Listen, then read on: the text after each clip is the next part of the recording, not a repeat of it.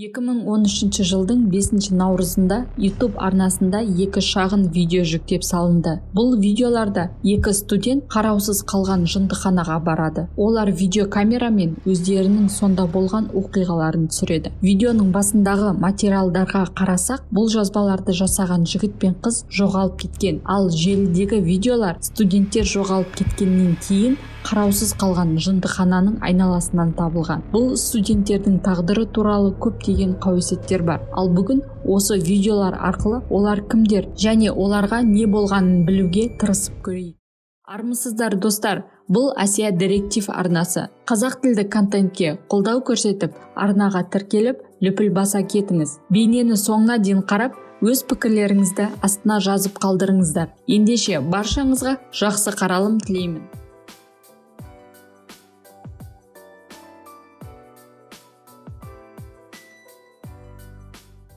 Пенхерст мемлекеттік ауруханасы 1908 жылы ашылды.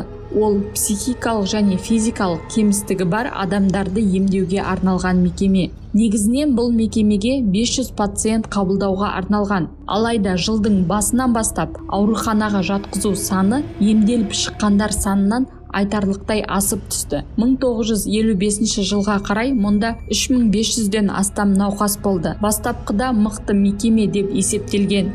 Бірақ аурухана кейіннен ең нашар мекемеге айналды. Ондағы оқиғалар өте қорқынышты болды. Олардың қорқынышты болғаны соншалық, онда болған оқиғаларды YouTube желісіне салуға тыйым салынды. Онда науқастарды қатыгездікпен қарау, физикалық зорлық-зомбылық сияқты жағдайлар көбейгеннен соң 1987 жылы мекеме жабылды. Пенхерст мекемесінде толық есептелгенде 10.500 пациент қабылданған. Алайда олардың тең жартысы осы мекемеде қаза тапқан. Пенхерст мекемесі жабылып қараусыз қалғаннан кейін көптеген блогерлер ол жерді түсіріп өздеріне қаралым жинап жүрді. Себебі ол жер өте үлкен әрі қорқынышты болды. 2008 жылдың мамыр айында 2 колледж студенттері сол жерде жоғалып кетті. Олардан қалған тек видеолар ғана. Ал студенттердің қайда екені белгісіз. Оны білу үшін олардан қалған видеоларды көрейік.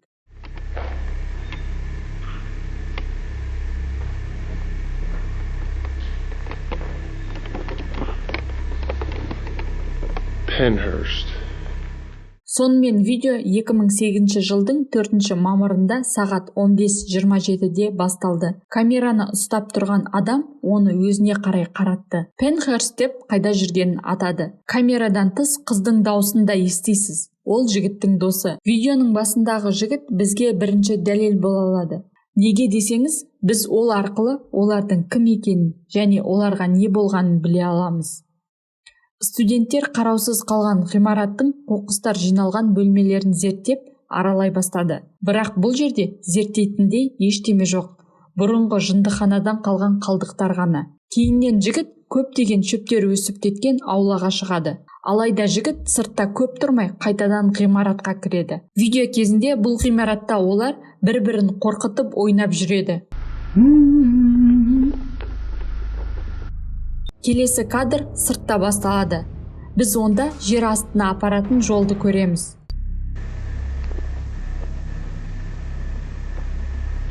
Содан кейін жігіт кезінде адам тасымалдау үшін қолданған аурухананың тасымалдағыштарына қарай жақындайды. Кейіннен қыз бен жігіт төменге туннельге түседі. Олар өздерімен бірге фонар алмағандықтан туннельді көру үшін камераның фонаригін пайдаланып, онда не бар екенін көрмекші болады. Қараңғы туннелден қорқып қалған олар қайтадан артқа қайтады. Мұнда біз жігіттің киімінен тағы бір айғақты көре аламыз. Онда Уэстчестер университеті деп жазылған. Мүмкін ол осы оқу орнының студенті шығар. Уэстчестер қаласы бұл ғимараттан жарты сағаттық жерде орналасқан.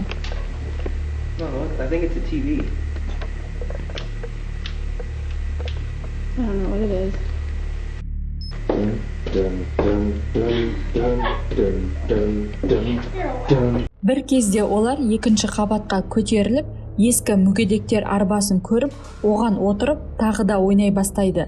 Осы жерде бірінші видео аяқталады. Камерасындағы уақыт 15:47. Олар осы аумақты 20 минут бойы аралаған. Енді біз видеоның екінші бөліміне көшейік. Бұл видео жаңағы видео аяқталған жерден басталады. Бұл видео оның жалғасы. Студенттер әлі де жоғары қабатты зерттеп жүр. Бұл жақтаудан сіз, егер бұл жерде жер сілкінісі орын алатын болса, осында жасырынуға болады деген белгіні көресіз.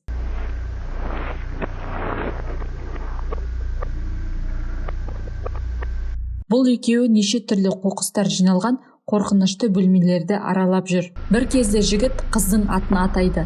Қыздың есімі Джесс. Жігіт қызды қорқынышты дауыспен атын атап мазақтайды.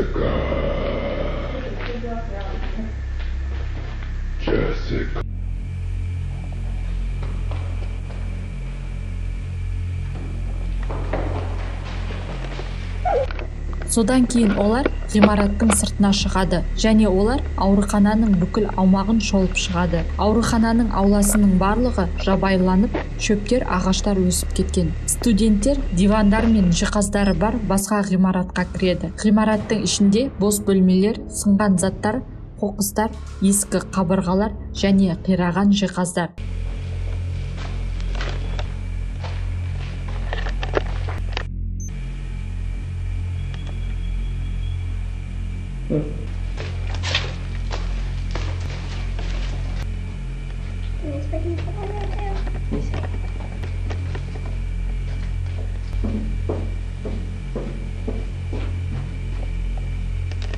Бұл видеода олар келесі ғимаратқа кіріп, баспалдақпен көтеріп бара жатады.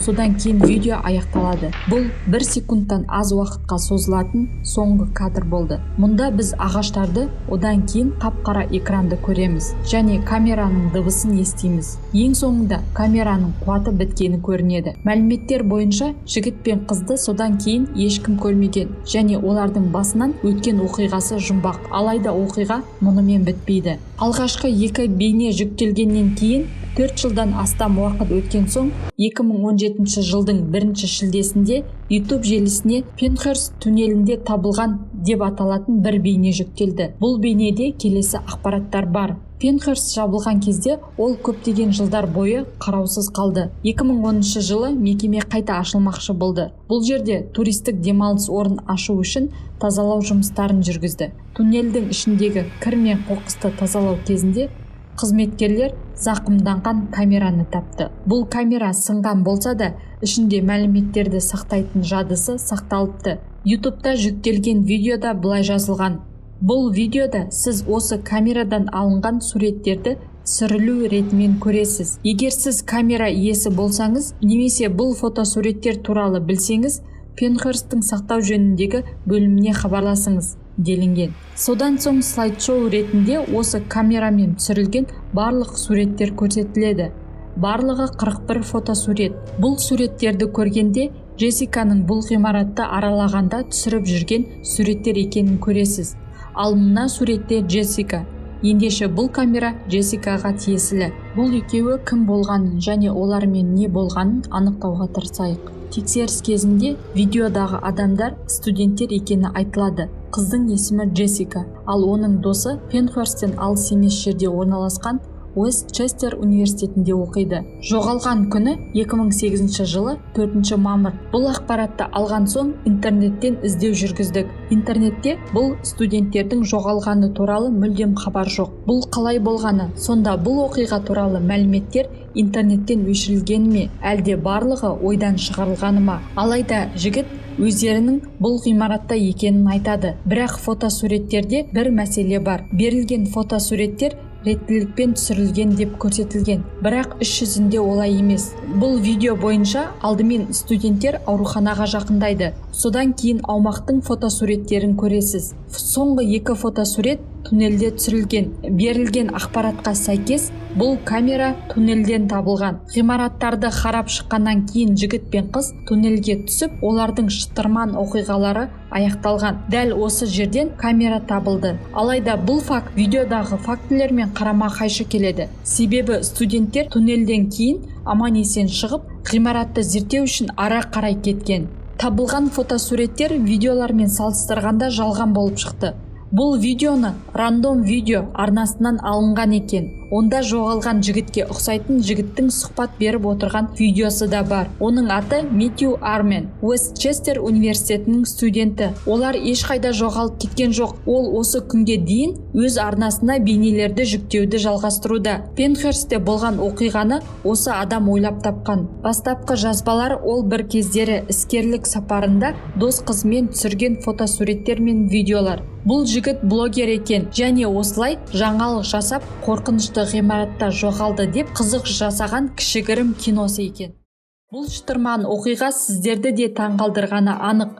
Егер бейне ұнаса, достарыңызбен бөлісе отырыңыз. Бұл кейіпкер жайлы сіздің ойыңыз қандай? Астына өз пікіріңізді жазып қалдырсаңыздар. Әдеттегідей арнама қолдау көрсетіп, арнаға тіркеліп, лүпіл баса кетіңіз. Келесі шығарылымда кездескенше сіздермен болған Әсия.